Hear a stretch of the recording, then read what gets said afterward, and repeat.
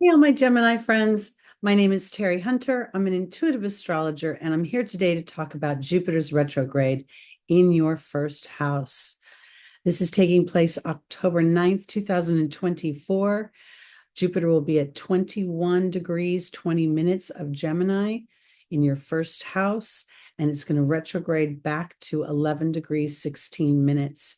And the retrograde will end on February 4th.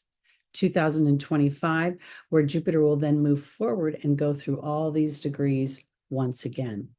How I see a retrograde, when the planet moves into a sign or a house, I'm initially experiencing something. I'm going through the newness of it, the awareness of it. And then when it retrogrades, I'm reviewing it, I'm assessing it, I'm incorporating it, I'm resting from it. And then when it moves forward again, I'm implementing it in my everyday life. So when we think about the planet of Jupiter, Jupiter is expansion. Jupiter is diversity. It's often, higher education, foreign people, foreign travel, foreign experiences. It rules the judicial system. It rules publishing, branding, writing, speaking.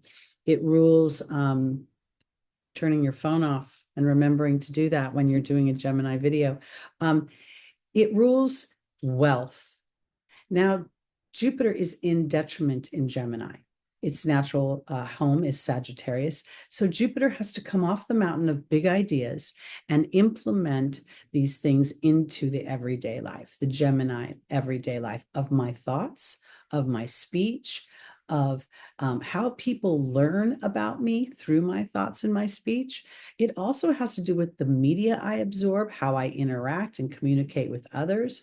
I think we're going to be seeing I think Jupiter is going to be giving you an opportunity to look at how you want to project yourself out into the world.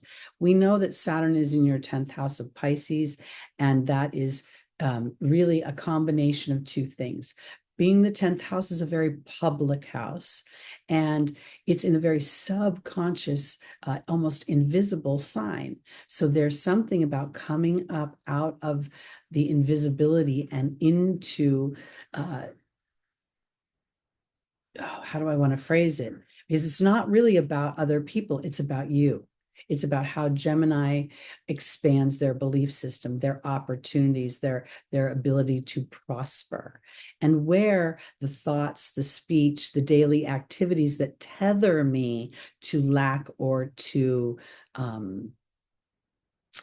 feeling a sense of being held back. There's a good way to put it. We have Jupiter made a square to Saturn. Jupiter was moving forward at 17 degrees.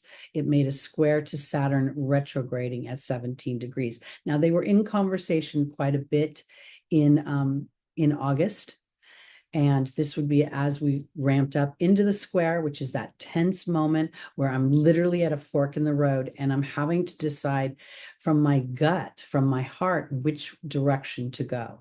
I could either default to my old patterns of thinking and how that has worked for me, or I can stretch into the unknown and bet on myself by focusing in on what I want for myself, how I want to be seen, how I want to project my persona out into the world.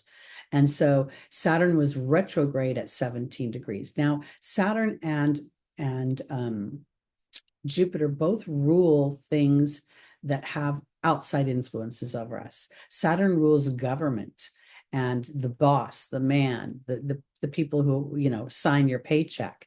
There is Jupiter rules the court system. It rules higher education. So on some level, what we've got is Saturn in a repressive energy, a squaring an expansive energy. So Saturn to me is the old history of that familiar road, where Jupiter is the unknown.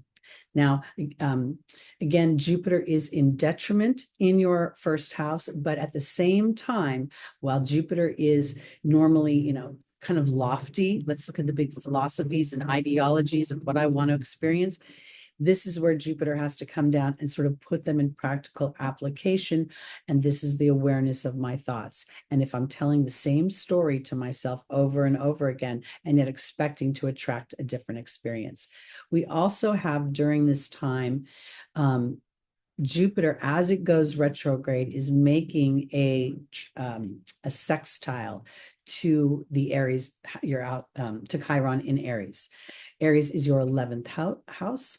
The 11th house is where we see our hopes and our dreams. It's where we see our social groups, like on the internet, where we interact in chat rooms and where we're on platforms. It's also a house that matures over time. Now, this is the house of Aries. So this is the house of self maturing over time and allowing you to birth yourself in a broader way, in a way that represents the future you want to live.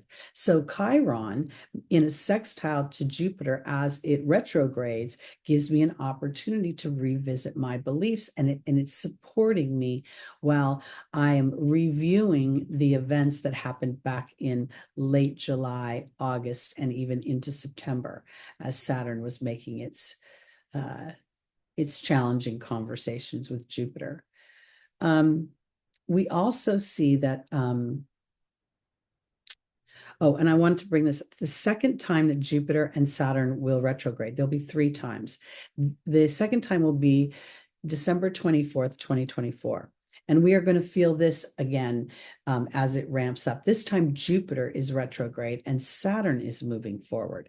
So there is a theme here of beliefs versus restriction, limitation, obligation, responsibility, duty, expansion, wealth, new philosophies, new ideologies, and it's going to come up over and over again.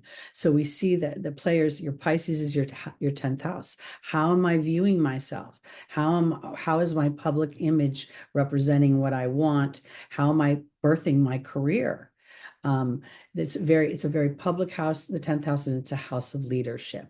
Again, it's overlaid with this house of the invisible, or the house of self troubles, where I don't believe in myself, or Gemini goes back too many times back and forward. I can't, I don't know, blah, blah, blah. And that's what's going to trip you up. So we're really highlighting during this Jupiter retrograde, your 11th house of Aries, fostering an individual approach to your hopes and your dreams through your thoughts, and those thoughts turning into things.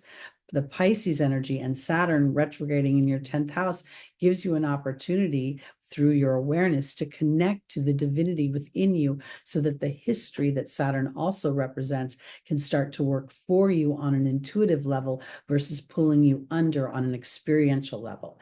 Let me explain that.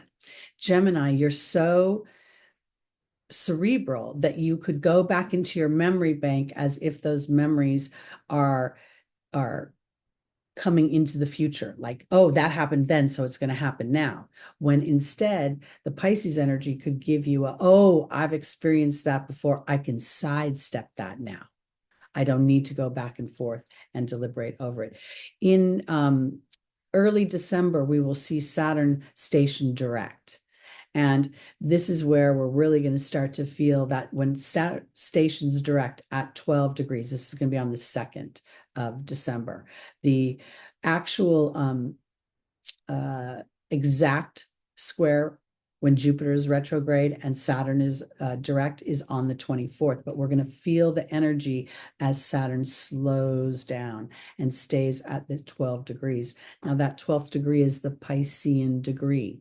So Saturn is in Pisces at the Pisces degree, slowing down so that you can create a stronger connection with the divinity within you, within talking to your guides, meditating, putting those ceremonies, those ritual into your daily practice, talking to your guides. It's a great day to be rich. It's a great day to meet the love of my life. It's really speaking of the future in the present.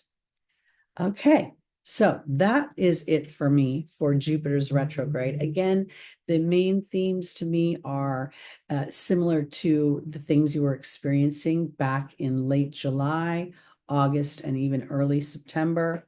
and we'll be revisiting those themes. And then when we move forward in February, you'll start implementing those themes into your everyday philosophies and ideologies and moving in new directions. All right, my Geminis, thanks so much. Again, my name is Teri Hunter. I am live on YouTube every Sunday morning at 11 a.m., where we look at the week ahead transits, and I do readings for each sign with tarot and the angels decks. So I hope you'll join me there. Please like, please subscribe, please share, and come back for more content. See you soon. Bye-bye.